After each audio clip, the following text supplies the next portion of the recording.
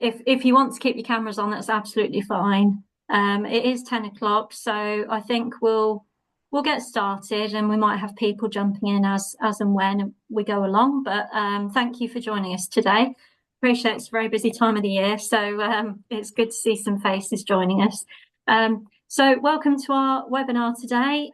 So this is our quick wins series of webinars, and this is one specifically for our rental members. So welcome, and we've got our expert trainer Ilaria today, who some of you may have met before.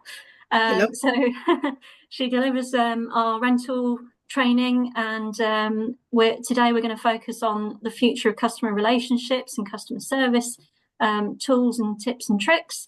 And yeah, before we kind of get into the meat of the content, if you like, just a bit of housekeeping.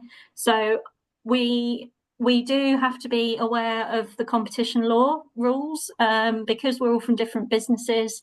It's just being a bit conscious about what we're asking about, what we're talking about. This is going to be a webinar format, so it won't be a kind of an interactive session with Q&A throughout as such. We will have some time at the end for questions, and you can use the chat and come off your mics if you want to ask any questions at the end. That's absolutely fine. But during the session, Ilaria will talk you through her content, and we'll take questions at the end. So this is being recorded as well. So just a reminder, really, and if you've been to any of our courses previously, you'll be aware of this anyway.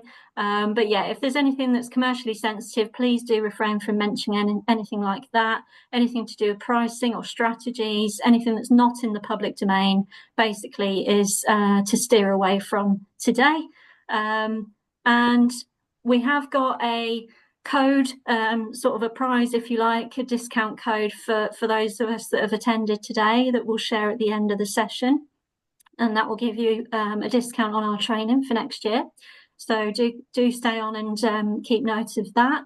And we are recording the session, so that will be available next week as well for anyone who wants to see it. Anyone who wasn't able to attend today as well, we'll share that with them. Okay, so Ilaria, do you want to take over, move to your next slide? So yeah, as I say, we've got Ilaria, who's our expert rental trainer today. So I'll hand over to her, and as I say, we've got Q&A at the end. So if you want to keep your mics muted for me, feel free to keep your cameras on if you like, and off we go. I think that's everything. Charlotte, thank you. Cheers, Hi, everyone. As Charlotte has said, I'm Ilaria Pareto. I'm your official trainer today. I'm a high-performance coach and also a learning and development expert. And I spent many, many years in operations, working for Hertz Rent a Car previously for Europe and global. So you're in good hand today. And in the next 45 minutes, I will guide you through some of the key behaviors that we think that are going to really help you boost your customer relationships in 2025. And we're going to look also at what kind of communications techniques are going to help your staff build those connections that are key in order to deliver outstanding service. And also we're going to talk about how to manage the increased demand of electric vehicles and ensuring a customer experience as well. And lastly, we're going to think about and really look at how you can boost your team resilience, especially during peak season, since we're almost there with the holiday season approaching. So these are the main questions that we're going to answer today in terms of behaviors, communication, the demand of EVs, and also how to avoid burnout in staff and maintaining the customer level of service.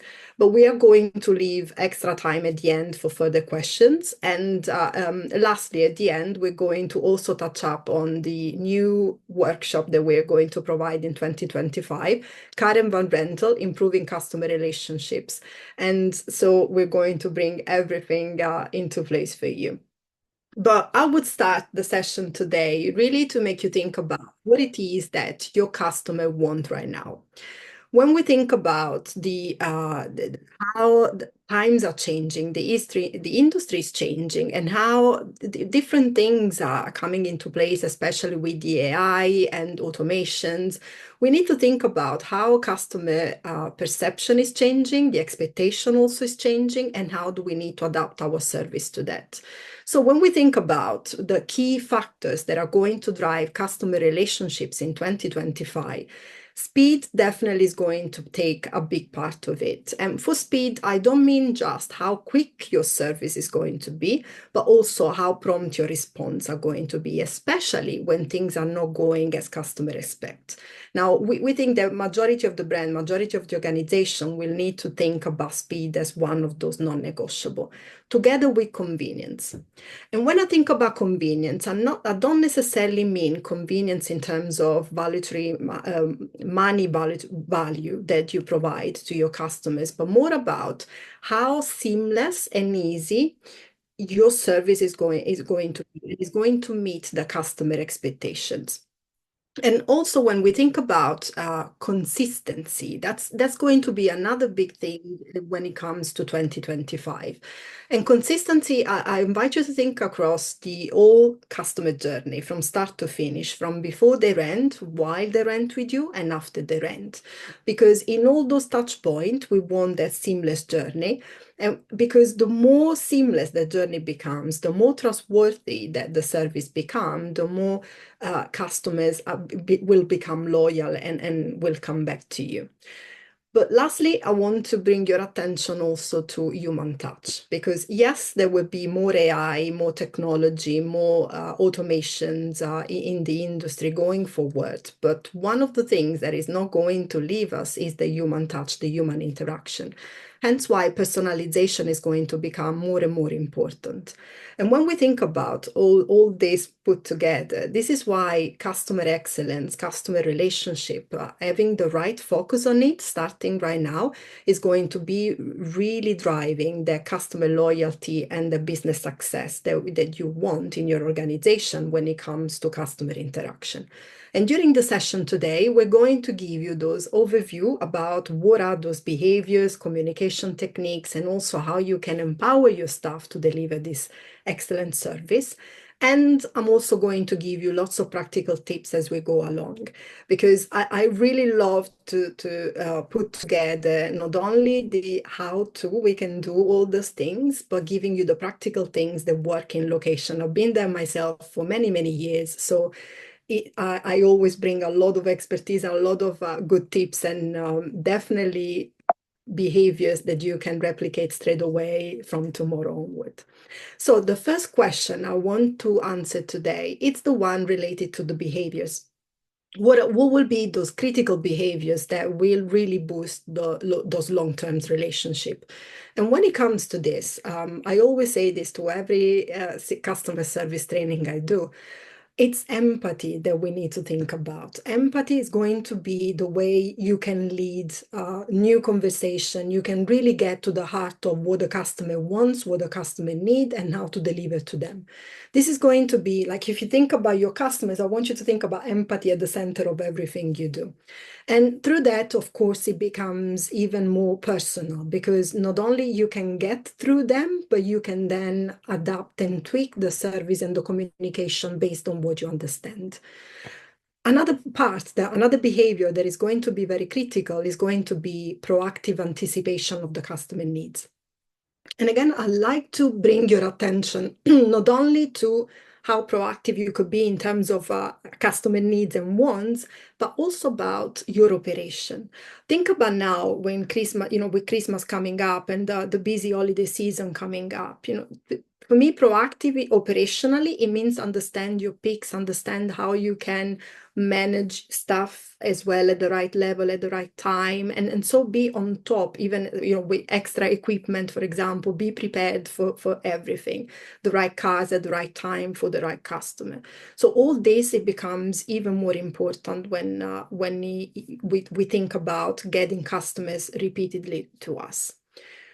The other point I want to make, it's about ownership, empowerment, and issue resolution, because we know that things can go wrong, and that's okay. Customers know that too. The important part here, it's about how we own the problem and how your staff is empowered to respond to those problems.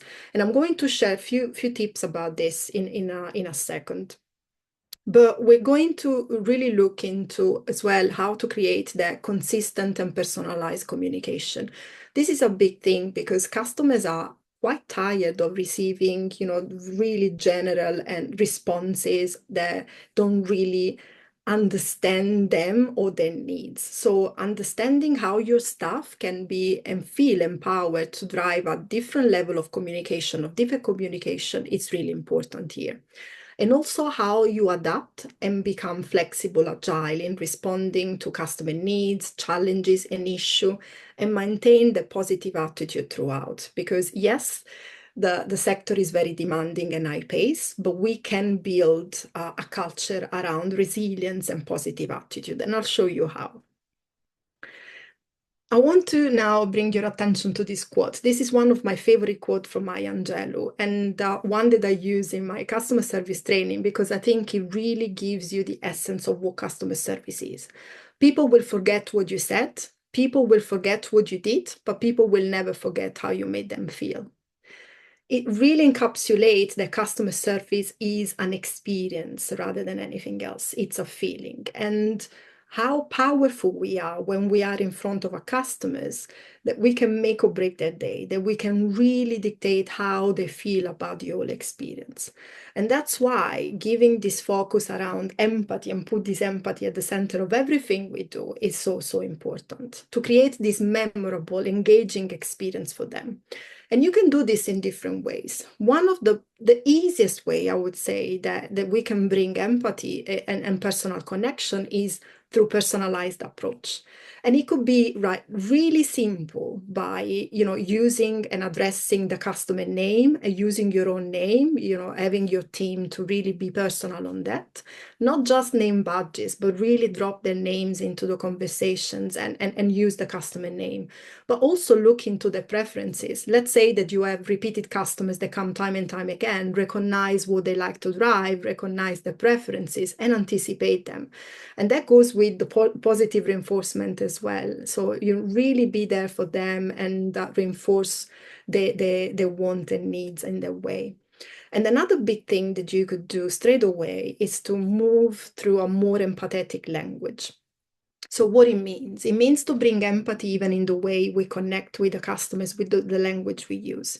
For example, if we have a problem in the service, we have a delay or we don't have the right car for the customer, rather than stressing what we cannot do for them, let's shift the focus on what we can do for them. And even in the language we use, rather than use words like try or I can't, that's not my department, it's not my responsibility, move into more of an ownership. And also use things like, rather than just apologize generically about everything, just go and use words like, I understand this may feel frustration for you right now because we don't have the right car, but let me see what I can do for you. So words like I understand, I get it, that they can really bring the conversation. We can bring the customer to our level and we can have a really lovely conversation moving forwards rather than raising a big wall. And one of my favorite things to bring empathy and personal connection is small gesture to delight. And when we think about gesture, automatically we think about free upgrade in the industry. I know you're thinking about that too, but it's not necessarily that. It's about giving a small gesture in terms of recognitions, in terms of understanding what the customer is going through. Sometimes even offering a glass of water, it could be a great delight for a customer if in the moment, they need that. Or even helping them with luggage, setting up a sat nav could be a small gesture of delight. You won't know unless you really understand what the customer is going through. And that's why by using this personal approach, empathetic language, and connecting with them at the beginning of the rental, then we have enough information to then understand what small gesture can really lift up the service and provide a above and beyond wow, I would say, that will make them come back. Now, when we think about being proactive, I like you to think about being forward-looking. And again, we can do this in both ways, both operationally and both at the customer level. So when we think about being forward-looking from an operational point of view, we need to think about, again, peaks, understanding the peaks, understand where we will have more demand, how we can staff accordingly, what kind of cars do we need to have available at what time. So making sure that all the back office is working flawlessly from that level. And also when things go wrong, when things are not happening the way we want or as the customer want, really be able to manage the expectations. So understanding that even here, the communication is key. So for example, if you don't have a certain make and model available for the customer in front of you, how can you manage the expectation? What could you do differently in terms of, rather than just saying, I cannot do this, we don't have that, what could be the alternative? And really using something that for me, it's essentially, it's the customer voice. So understanding the feedback loop. Don't be afraid of asking for feedback throughout, the rental at the end of the rental, so that we can use the information that the customer give us in order to improve the services. And when it comes to make your team stand out in terms of ownership and make them feel more empowered in making their own solutions, giving the customer their own solutions, this is such a big thing because not only will impact positively the customer experience, will also impact your team performance. Because teams that are empowered, they are more self-sufficient, and that leaves time for the leadership, for the rest of the team, to look at the bigger picture and not just being entangled in the day-to-day all the time. So solution autonomy can mean really to understand, make your teams understand what it is that they can do and how in order to resolve the problem. So I invite you to think about what are the biggest challenges that you may experience in your own locations, with your own teams right now, with your own customers. What are those things that customers are complaining time and time again? And think about how you can simplify and having some issue resolution steps that you can provide straight away to your team. And it could be really like a quick standard work, you do 1, 2, 3. When something like this happens, for example, when a certain car is not available, this is what you do with the customer.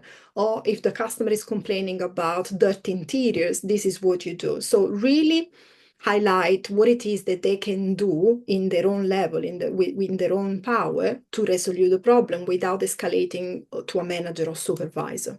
And even here, I stress the importance of leveraging the customer voice, making sure that you look at what are the most frequent complaints that customers have. If you use NPS, look at that. If you use Google reviews or anything else like Trustpilot, have a look at what it is that they're saying.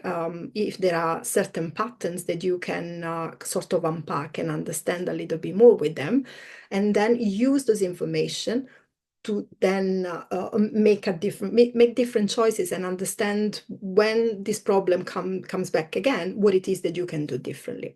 And having this conversation with your team, involve them in this resolution, can really boost their level of confidence when they need to go out there and then deliver the service. Now, let's talk about communication. We said that this is so important now in terms of getting through the customer in the right way. A quote that I like to share with you, it's from Brian Tracy. Communication is a skill that you can learn. It's like riding a bicycle or typing. If you're willing to work at it, you can rapidly improve the quality of every part of your life. Because here I want you to really think about that sorting the right communication with your customer can really improve everything else. It's like the key to get to your customers and to make sure that they come back to you and that they can recommend you also. So when we think about the question that we're going to answer today around communication and what kind of techniques you can bring so that to strengthen those connections, I will get you to think again about empathy. And in this case, empathetic or active listening is really key. So every time you have customers in front of you, your teams are dealing with customers, we need to think about listening actively, so with all our body and mind. And this, for me, being a coach is such a key skill that you can learn. It's about stopping to think about us and thinking about the customer, making the focus about them and not about us. Allow them to speak, allow them to come and tell you exactly what it is that they have on their mind, and use empathy as the way through. So again, using words like I understand, I get it, it must be very frustrated.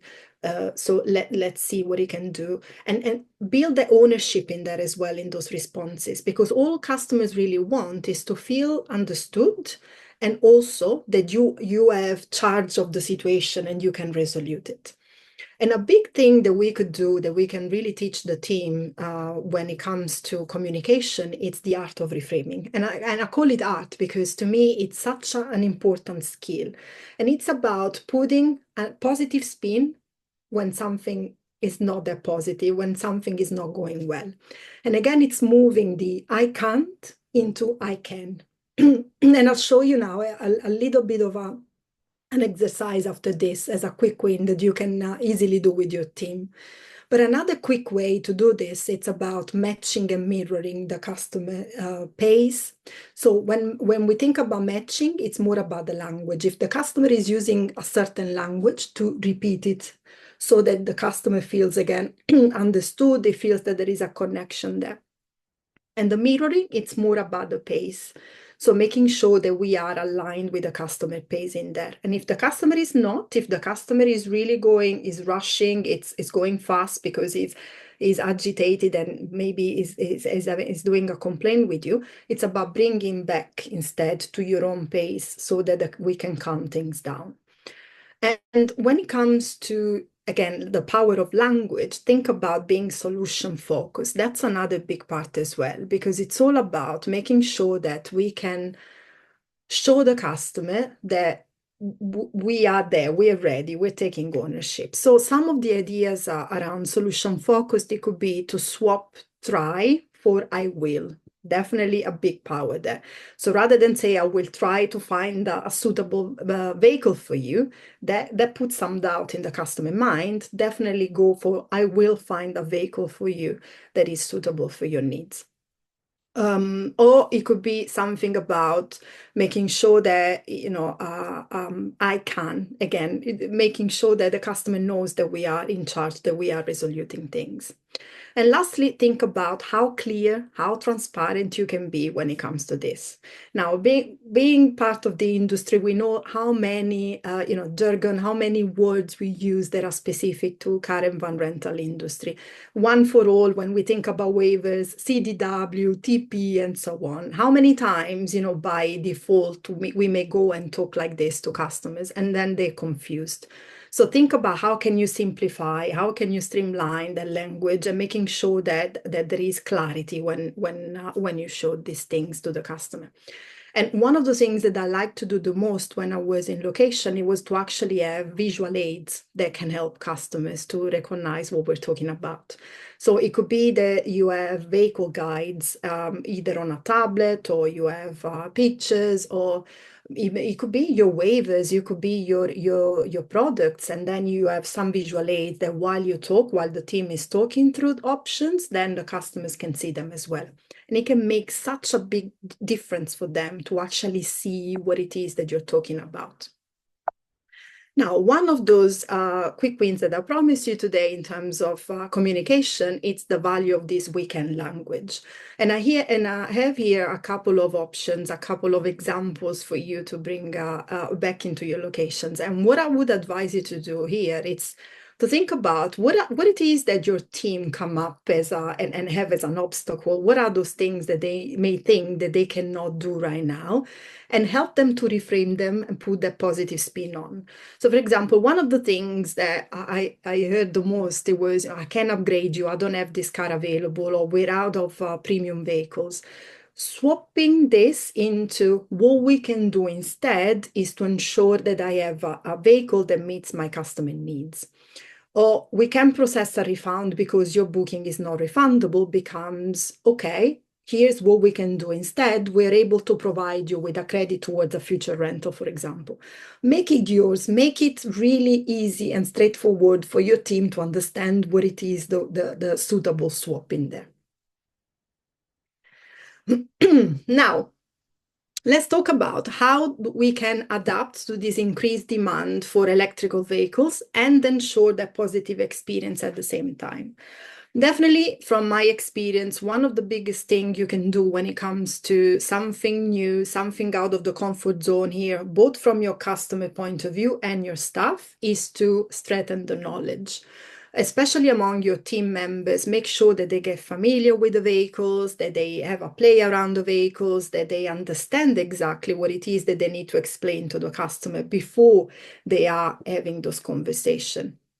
And from a customer perspective, that works as well. So think about how can you make sure that they are aware of the features, of the ranges, of what are those things that they need to be aware before they rent the car, while they drive the car, after they finish the rental. Because the more clear you are on those things, the more then they feel confident to go away and drive. And that works with your staff as well while they need to explain those options. And also think about how can you simplify the process from a customer perspective. Think about what it is that it's happening right now. Where exactly is the bottleneck right now when it comes to EV in your locations, in your organization? And think about how can you simplify, how can you streamline these things for customers? And sometimes it's a matter of understanding this first, bring your awareness there, and then really brainstorm options that can help you support your customers and your teams. So some of the things that I would say that could be really, really useful are user-friendly guides. Everywhere you go now, you may download with QR codes some leaflets to explain things about the services, and that could be a really quick one that you could do straight away. Just think about the ins and out, what it is essentially that the customer needs to know, again, before, during, and after the rental, and how can you give it to them in an easy way? Could it be the QR code? Could it be a quick video? Could it be an explanation? Or there could be customers that are hesitant, and then even just having a quick demonstration, having your staff to demonstrate certain features of the car, it could be a solution. The more clear, the more supportive you are between your staff and the customer, the better then you can manage this relationship. And one of the other things that I like to share based on my experience as well is to leverage your own team strengths. Because I'm sure you have between your team some members that are passionate about EV, that are actually that maybe they have their own EV, or maybe they're just very techy and they like the experience, they like to try new things. And I would say just think of them as champions, that you can use them in your organization or in your different locations to go and talk passionately about EV and be a point of reference for the rest of your team as well and your customers. Because while you leverage your internal strength, your internal knowledge, it would be much easier for other people to then feel the benefit of the focus you need to have on that. And one of the things that I like to for you to take away as a quick win that you can create straight away is a quick response guide for EV rentals. So I invite you to think about the top common customer questions and queries when it comes to EV. And then think about as well, you could do this exercise with your team really quickly and discuss what are those responses that you've been giving so far, what is this the best thing to say and to do when those customer queries come. Second step to this is to brainstorm instead potential pain points that customers may face during the rental. And again, I would technically think about the three different phases: before renting, during renting, and after renting. And then again, come with your team to a way to simplify or streamline them and create a sort of guideline, a reference guide for you, for the team to have at hand. So that not only you will boost their own confidence in order to be there and answering those questions, but also when those questions comes, when your customers come and have those queries, they have a reference, they have somewhere that they can look for answers if they're still unsure. So have a go and see how it goes with this. Now, lastly, how do we help your team to develop resilience and positive attitude? And I would say, especially avoiding burnout when it comes to maintaining this high level of customer service. I see providing good customer service needs to go hand in hand to look after the well-being of your staff, because we know how fast-paced this environment is. We know how difficult sometimes it is to balance the operation and the customer experience. So when it comes to resilience, I like you to think about it as something that it needs to become part of your culture in your own organization, in your own teams. And it could be simply starting with talking more about the customer experience on a daily basis, make it a regular thing.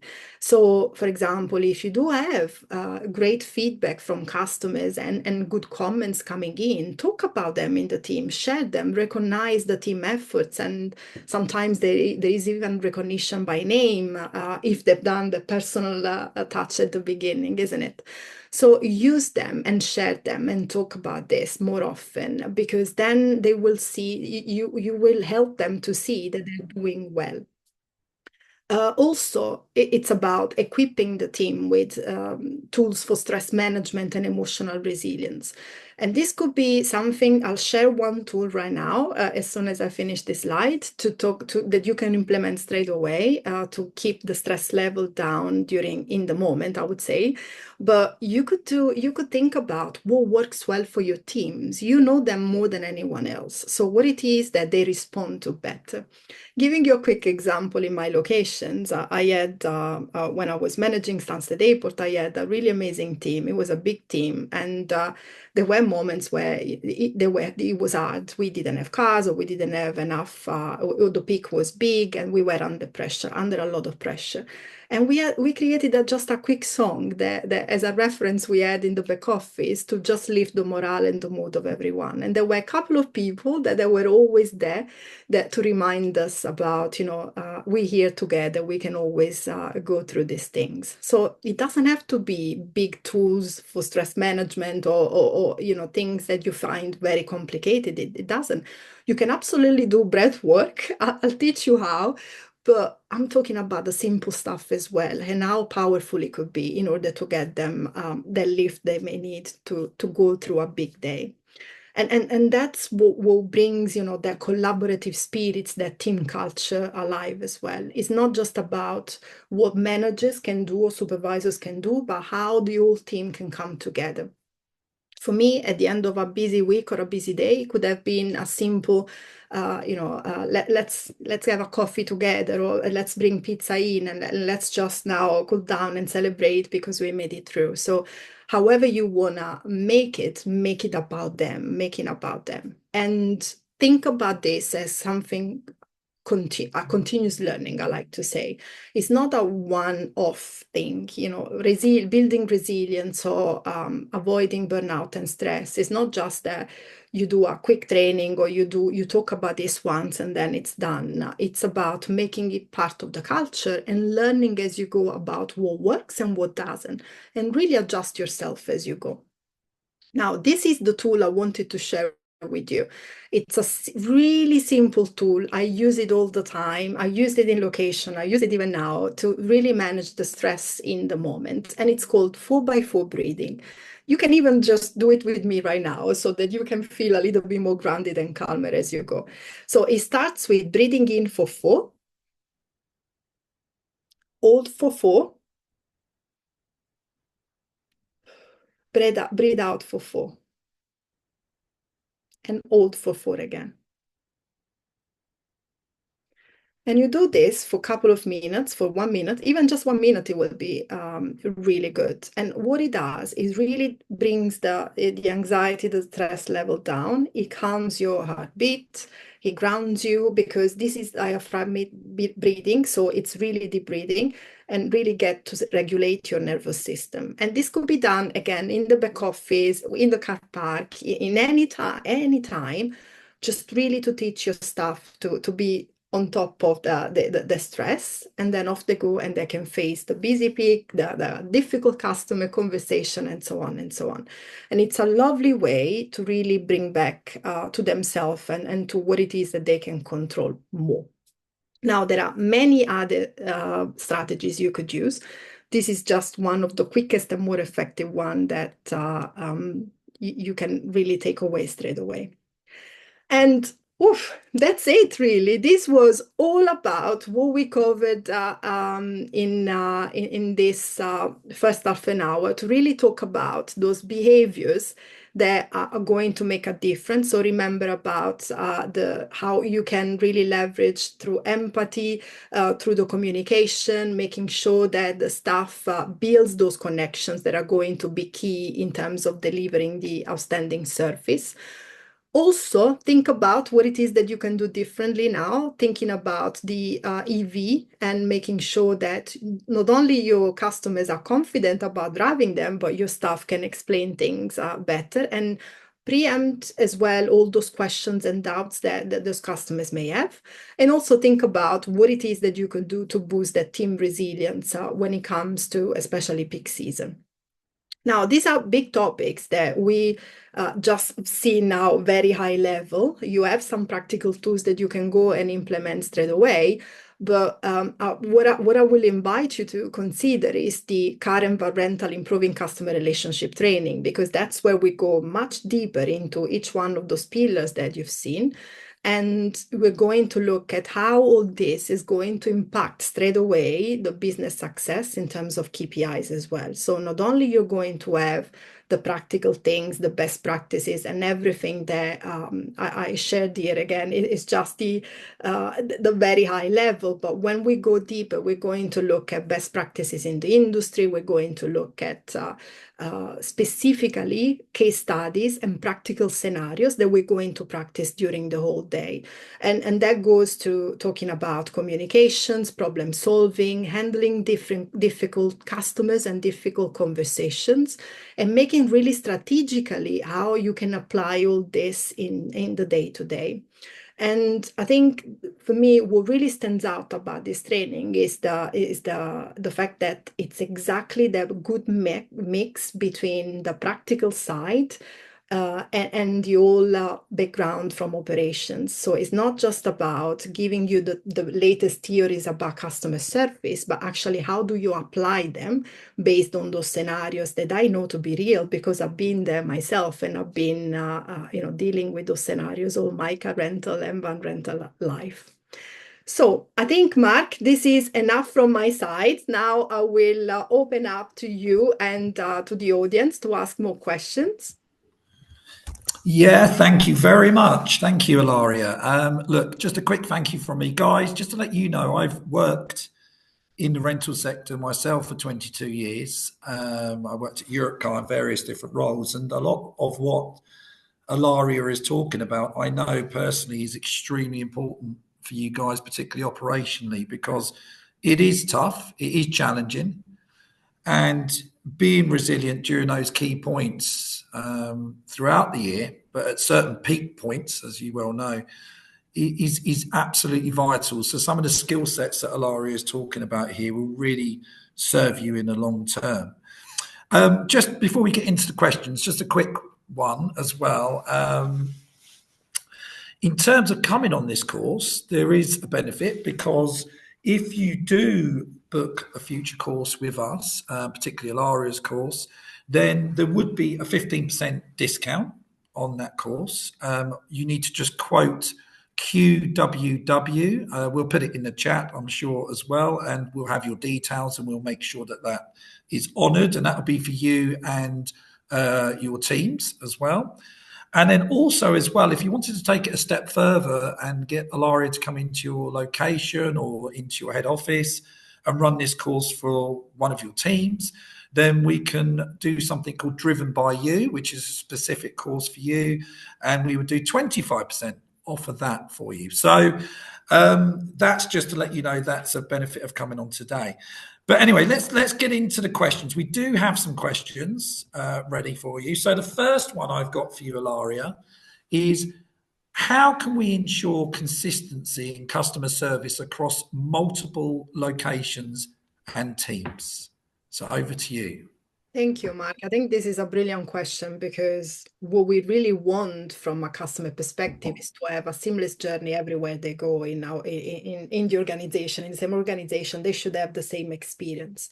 So one of the things from my learning and development background, it's of course training. It's making sure that you have a set standard of training across the different locations and the different part of your organization. And I say part because not necessarily needs to be just operational. I always like the blend of people knowing exactly what happens in operation, what happens in head office or in maintenance or any other department. There has to be some alignment.